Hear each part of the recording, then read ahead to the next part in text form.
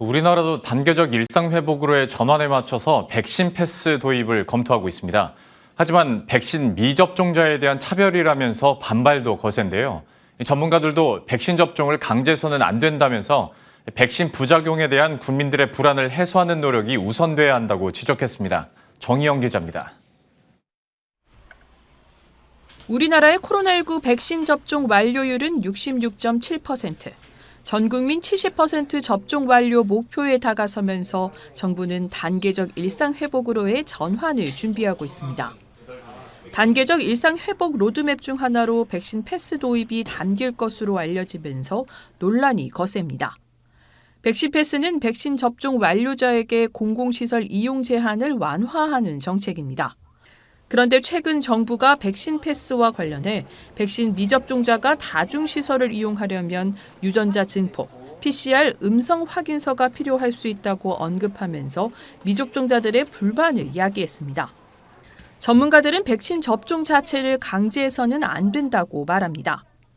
이 접종의 원칙은 반드시 본인의 의지야 그 의사결정에 따라야 되는 거고, 그것이 접종하지 않았다고 해서 비난이 되어서는 저는 안 된다고 생각합니다. 또한 유흥업소 등 감염 고위험 시설에 제한적으로 그리고 한시적으로 백신 패스를 도입하는 것은 고려할 수 있으나 식당처럼 일상생활에 밀착된 곳에서 실시하는 것은 국민의 기본권을 침해하는 것이라고 지적했습니다. 무엇보다 백신 패스 도입을 논의하기 전에 백신 부작용에 대한 국민들의 우려를 해소하고 백신 부작용에 대한 정부 보상 문제를 명확히 하는 게 우선돼야 한다고 말합니다.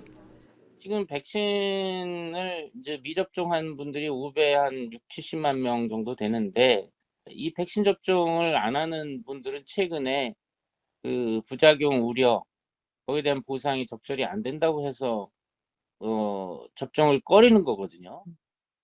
실제 지난 2월 백신 접종 이후 백신 부작용에 대한 국민 청원이 지속되고 있습니다.